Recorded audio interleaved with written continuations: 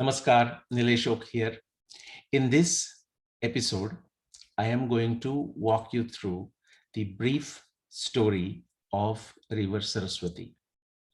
That River Saraswati, which is described in wonderful details in the Rigveda, in Ramayana, and Mahabharata. So, what happened to River Saraswati? In our times, all we are left with are the paleo channels, the old path of River Saraswati, which no longer has the water. So let's go back to about 200,000 years ago. And we are selecting this timing because the evidence exists as far back as 172,000 years. This is a very recent paper in 2020 where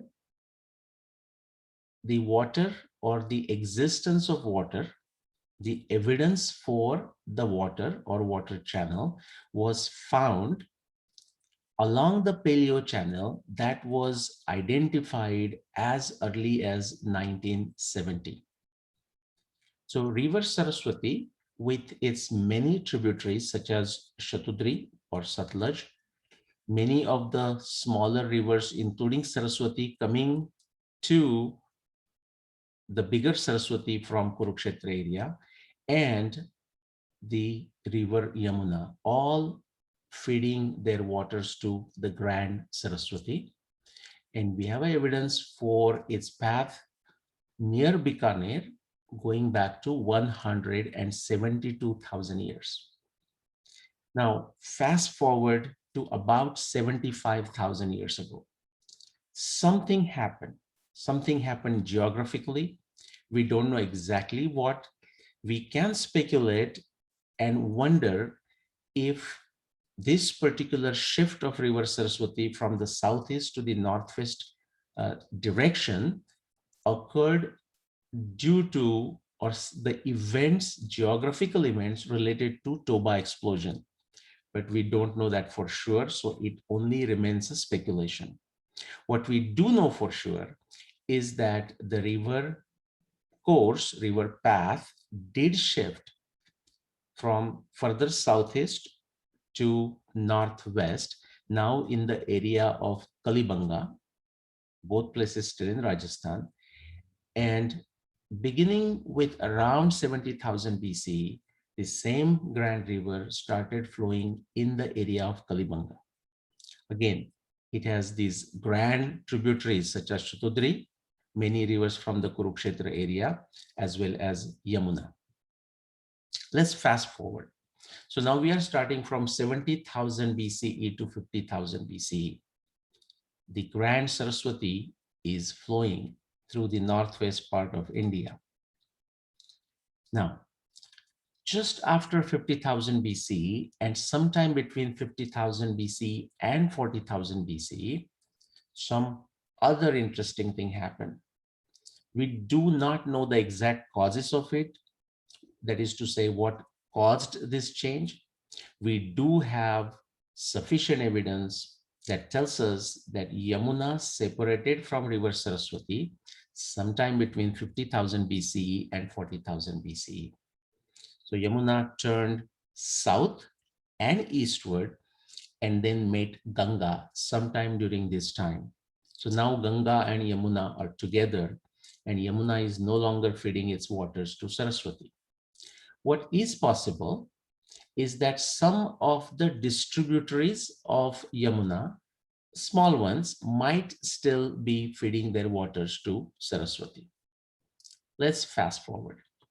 So from 40,000 BCE to 20,000 BCE, as far as the network of tributaries and distributaries, not many changes.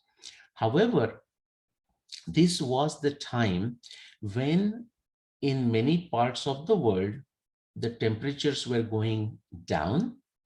It's known as the glacial period. And therefore, much of the water was getting locked into the glaciers. And therefore, the ocean levels started going down. and they reach their lowest point around 22,000 BCE.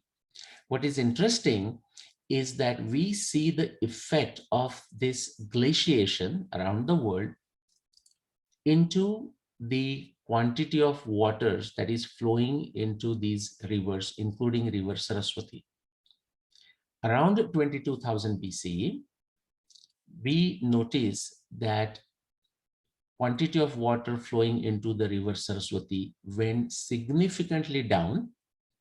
It's important to remember that it was still a grand river. And the path at, for example, in Kalibanga, around 22,000 BC, was as wide as 8 kilometers. So it was still a grand river. Okay. Something interesting that happens after this period, the around 20,000, also known as the last glacial maximum. And that's when we see Saraswati's water going down. Now comes another change. We have to fast forward to 13,000 BCE. This was the time of a heavy monsoon. That's just a sidebar. But the dramatic change that happened around this 13,000 BCE is that one of the tributary of river Saraswati, Shatudri, the significant tributary, stopped feeding its water to Saraswati. Before this time, Shatudri was coming from the north, coming straight south and meeting Saraswati. Around this time, 13,000 BCE, near Ropar or Rupanagar in Punjab, river Shatudri sharply turned westward and started flowing in that direction, eventually meeting river Sindhu. Now that was a significant change, and the effect of this change is noted down and is documented in Rigveda. The important point to remember is that around 13,000 BC, that's more than 15,000 years ago, Shatudri stopped feeding its water to Saraswati. It turned westward and started meeting Sindhu. This was also a time of heavy monsoon. Let's fast forward. There was another significant geological event sometime between 11,000 BCE to 9,000 BCE. It's known as Younger Dryas. That was another cold spell, okay, a short-lived, about 2,000 years or so. And naturally, you can notice that during this time, again, it's the cold temperatures. Again, the glaciation increased, glaciers extended their length, and it's natural to expect the quantity of waters flowing into these rivers might have gone down. Actually, there is evidence of that. Let's fast forward to the time of 7,000 BCE to 4,500 BCE. This was the time period that is known as the intensification of a monsoon happening in the northwest India, all of India. But again, we are focusing on river Saraswati, and there is evidence for the increased water, increased moisture into the geographical region and into river Saraswati during this time. By the way, this is the time of Mahabharata, 5561 BCE.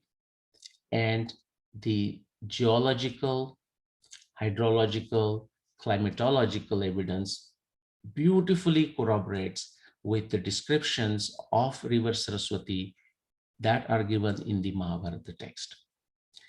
Soon after this, by 4500 BCE, or rather beginning with 4500 BCE, the drying and disappearance of river Saraswati began. We don't know exactly and how fast this occurred. Definitely by 2000 BCE, river Saraswati was completely gone, but it could have actually occurred long before 2000 BCE, but definitely after 4500 BCE. So after 4500 BCE, sometime river Saraswati was no more. Now the channel of river Saraswati was definitely active in the sense of many other smaller tributaries, seasonal rivers continued to pour their waters into this channel. But as far as the Saraswati of Veda, Saraswati of Ramayana, and Saraswati of Mahabharata, that Saraswati was no more after 4500 BCE. Namaskar.